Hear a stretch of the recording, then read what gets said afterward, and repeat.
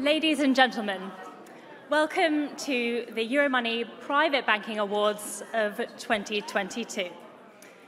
My name is Victoria Scholar and I'm the Head of Investment at Interactive Investor. We're the UK's largest flat-fee investment platform. We have over 400,000 customers and over £55 billion of assets under administration. I'm also a regular television and radio commentator on all things investment and financial markets related. Thank you so much for inviting me to this prestigious awards tonight. I'll be walking us through this evening, presenting you guys with the awards, and I hope sharing a little bit of insight into the wider banking and finance world that we're all here to celebrate. Now, the awards are a culmination of the annual Global Private Banking and Wealth Management Survey, which provides a qualitative review of the best services in private banking by region and by area of service. The survey is completed by private banks and wealth managers to identify the firms that they consider to be their top competitors. We appraise the views of senior private banking and wealth management practitioners with a perspective on the relative merits and demerits of their bank and its competitors. The survey garners thousands of responses every year, and we've got over 2,000 responses this year. Our team of researchers and analysts pass through an enormous amount of data and identify the best banks at a global, regional, and at a country level as well. As you all know, the results of the survey were announced in February, so hopefully no nasty surprises tonight. Now, I hope that as many of you as possible walk away with an award tonight, and despite close proximity, ideally without COVID. Because this is the first actual in-person event that we've had since before the pandemic. It was before we even knew what the pandemic was, back in February of 2020. That's before we knew what things like spike proteins were, antigens, incubation periods, and immune responses. Most of us didn't even know what these words were, or at least I hadn't heard them at least. Now we all consider ourselves as expert epidemiologists, discussing our viral loads over coffee with friends, or comparing the pros and cons of lateral flows versus PCRs. Imagine us back in 2019 trying to listen into these conversations. How the world has changed. Now, you might be wondering why there was no password to get into this room, or why my lips seem to be syncing so perfectly with my audio, or why I don't keep cutting out or freezing, and perhaps why I didn't accidentally start this speech on mute. So, in case you're confused, and I wouldn't blame you if you were, but we're not on Zoom, and this is not a virtual background behind me. This is the actual Savoy Hotel in the centre of London. So you can actually touch people, but don't touch people, because that's a whole nother story that we don't have time for tonight. It is a real privilege to be standing here tonight in front of so many of you, and I'm really, really grateful to Euromoney for organising tonight and inviting me to be the host. We have a fantastic evening lined up for you. Obviously, we have a lovely dinner, which we'll be serving in not too long, don't worry. And then we have a keynote address from the incredible British financier, Baroness Helena Morrissey. And a bit later, I'll be handing out the awards to all the successful winners. And after that, there'll be a wonderful opportunity for all you ladies and gentlemen to network with one another with plenty of drinks, so lots to look forward to. So I've been told to speak very briefly about myself, but I'll keep it brief. As I said, I'm the head of investment at Interactive Investor, and I'm a commentator on financial markets on TV and radio and in podcasts as well. I have a regular slot on Sky, BBC, LBC, Times Radio, and France 24. Stop showing off now. I also do a lot of event hosting for things like this, as well as panel moderating and interviewing experts in the industry, so plenty to keep me very busy. So how did I get here? Well, about 14 years ago now, just a few months ahead of the global financial collapse, no less, I was a bright-eyed, ambitious teenager reading economics at university, and I did what everyone else was doing and decided to apply to some banking internships.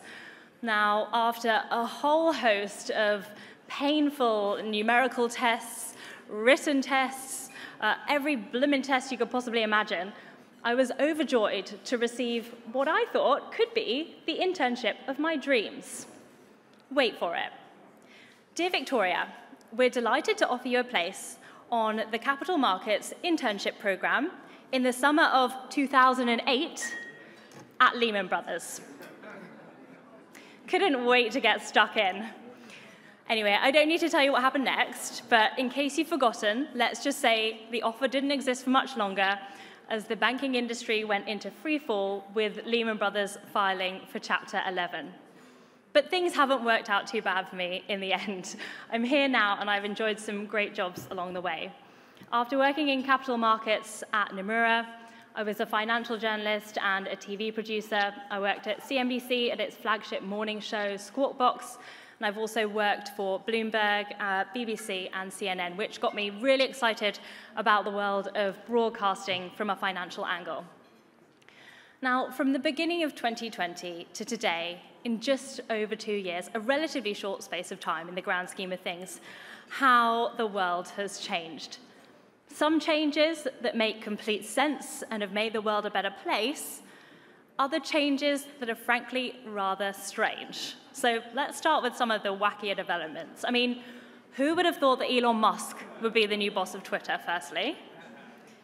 Everyone seems to be a crypto investor these days. Apparently 3.3 million people in the UK now own Bitcoin. Dogecoin, which started out as a joke, has now become a legitimately traded cryptocurrency.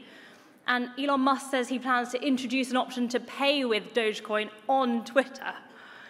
People have started buying and selling digital art or NFTs. The most expensive one, called Pax the Merge, was bought for almost $100 million at the end of last year. No physical materials involved. Oh, and then there was the guy who paid $2.9 million for an NFT of Jack Dorsey's first tweet, who lost almost all of it at the point of sale.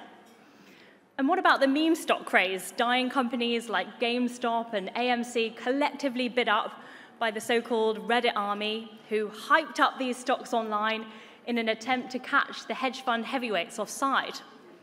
And soon, we're all going to be living in the metaverse, of course, a 3D virtual model world of the internet, a place parallel to the physical world where you spend your digital life.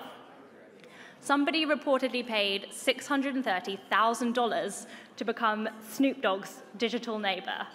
They do know he won't be there, right? Enough madness now. What about some of the more sensible changes that we've seen? Well, firstly, Trump isn't president, for one. That's one good thing. And working from home, that seems to be a big one. Home offices are finally getting widespread acceptance. Good for flexibility, good for parents, and good to avoid being sandwiched between another human and a tube door at 7 a.m. on the commute.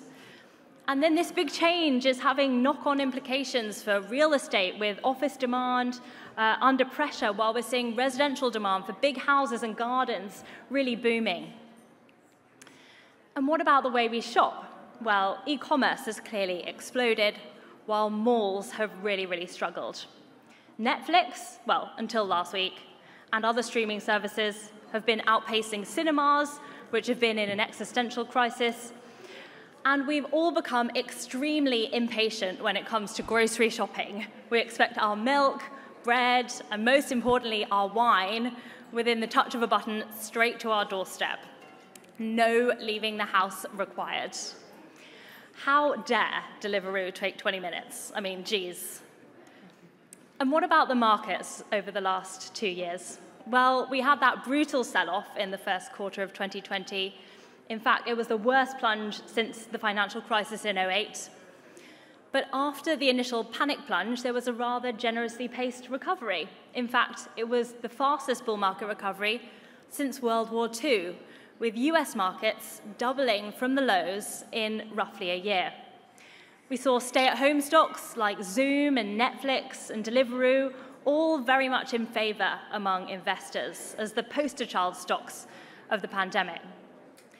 Then we had the first milestone vaccine that was announced in November of 2020. That provided another big boost for markets. But now the shift was away from those stay-at-home stocks and towards the reopening trade instead, with companies like airlines and hotels and cruises all very much back in vogue. But the post-COVID reopening brought about supercharged demand, coupled with problems with the supply chain, and that created this big imbalance and resurgence in inflation, one of the big buzzwords of the moment. At first, we hoped that inflation might be transitory, but clearly inflation is here to stay for a while, prompting the end of cheap money and central bank stimulus. How the world has changed. Now, this year was meant to be a stellar year for the global economy post-COVID. A lot of city firms gearing themselves up for bumper deal-making and a revival of corporate earnings. But 2022 has already posed a series of challenges, with the war in Ukraine exacerbating the inflationary backdrop, with rising interest rates, and with the cost of living crisis. And now China's latest COVID outbreak as well, and its zero-tolerance policy, meaning that its economic prowess is fading. There is one silver lining for you guys, though. At least this time, unlike 2008, the bankers aren't to blame. So you can just sit back and watch as the global economy implodes. I think that's enough from me for now. I'll wrap it up there. Thank you so much for listening. I hope you all have an incredible evening, and I look forward to speaking to lots of you at the networking drinks. So before service, before we get to dinner, I'd like to invite the Euromoney private banking editor to the stage to say a few words on behalf of the organisers. I'll see you all after dinner, but for now, ladies and gentlemen, please welcome Elliot Wilson.